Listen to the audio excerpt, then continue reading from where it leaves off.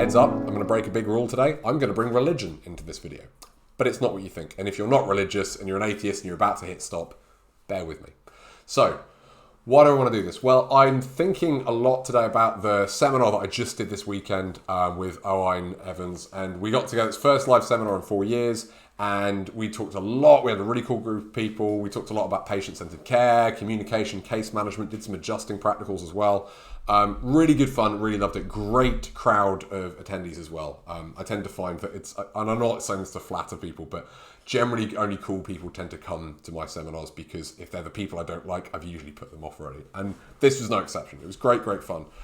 And I was thinking today about what are some of the common themes, what are some of the lessons we learned, some of the stuff that I could distill and share with you here.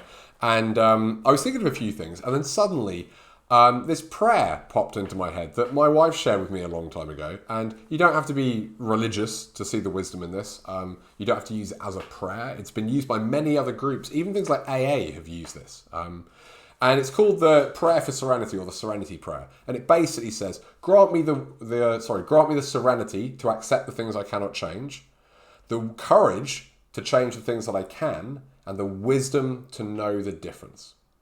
So, what's that got to do with chiropractic? Well, the serenity to accept the things I cannot change, I think, is something that many of us struggle with. Because many things about a patient's life, we can't change. We can't change the amount of time that they have to come and see us. We can't change their situation they come from. We can't change the problems we have. We can't change their financial situation.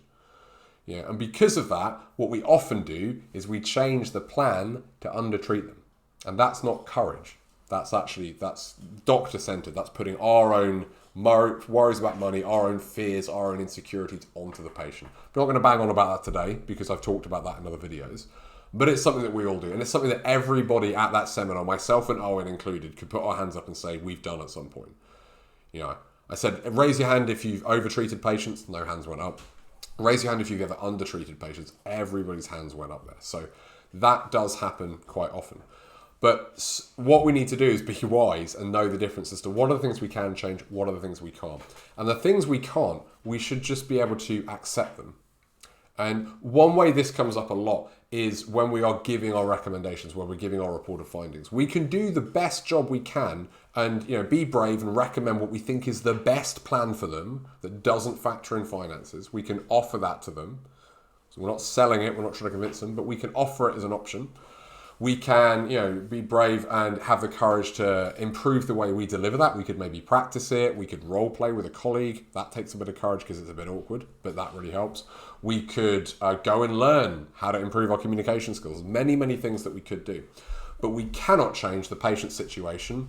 And once we've done all we can, we can't necessarily change what their choice is going to be. So I think about this a lot in terms of what our job is during the report of findings. My job, as far as I'm concerned, is to give information. I have done a lot of work in the initial consultation, the history, to find out who's this person in front of me, what's their problem, what are their symptoms, what's the technical diagnosis, what are their goals, what are their hopes, their dreams, their fears, their aspirations, what emotional impact is this having, what do they want more than anything else, what has been taken from them because of this problem, where are they in their story circle and hero's journey, which is some things we took a deep dive on as well. Found out all that stuff, so now I really know who they are, and then I'm going to use my expert knowledge and my assessment and my exam findings to really work out, okay, where is the obstacle here? What hurdle do we have to get them over? And then I'm going to synthesize that to create a plan. And this plan should be the best possible plan to get them better. Once I've created that, however many visits I'm going to recommend and whether I'm going to incorporate other things as well, you create your own plan. But the best one, the one that you would give to, your own mother. Then it's simply to offer it. Because that's all we ever do. I find that convincing, persuading, cajoling patients, it doesn't feel good, it feels icky. It doesn't work very well as well. And it's kind of like a lose-lose thing. They don't like the experience, I don't like doing it either. So now, I've taken the easy way out, I just offer it. And I just say, this is the best possible plan that I can offer.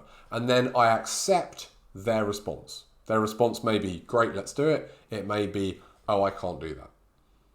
Now, where many of us go wrong is that first of all, we undertreat, and I'm not going to talk about that here because I've talked about that before, but we under-recommend care because of our own insecurities, which is understandable but doctor-centered. And I'm not judging because I did that for years. But If we don't undertreat like that, we then create the plan, and then we try to convince the patient. We try to get them to change their mind if they don't agree with it. I now don't do that anymore. If they can't do plan A, I've got a plan B in mind. I go, okay, well, here's plan B. Plan B will involve this. It will probably take us longer, or whatever it might be. There's a cost to it. This is why it wasn't plan A, because it's not as good. But it factors in maybe the fact that their financial situation, or they can't make it to you that often, or whatever it might be. So I'm going to offer them that. If that doesn't work, I might even have a plan C that I can offer.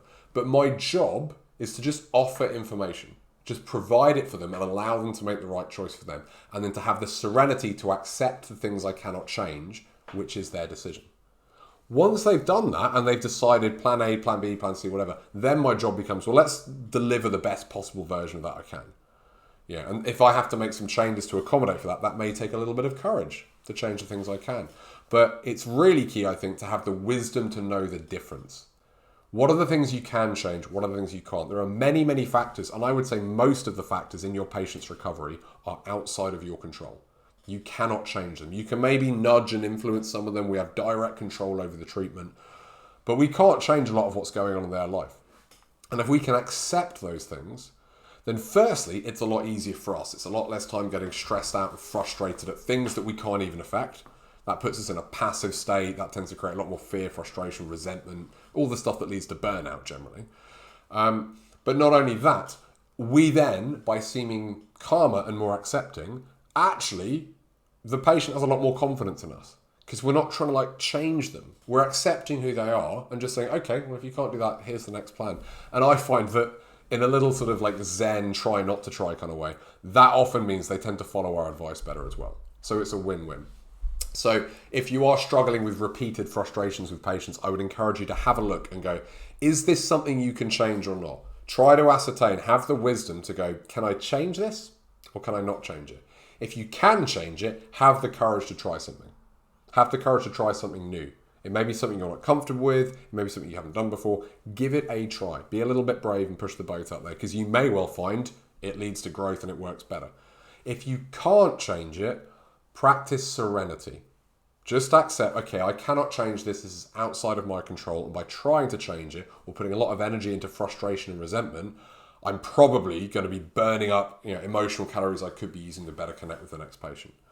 So have a think of that. You don't have to pray. Don't worry if you're not religious. If you are, great, go for it. Use it however you want. But think about that. The wisdom to notice whether you can change this or you can't. Can you accept it?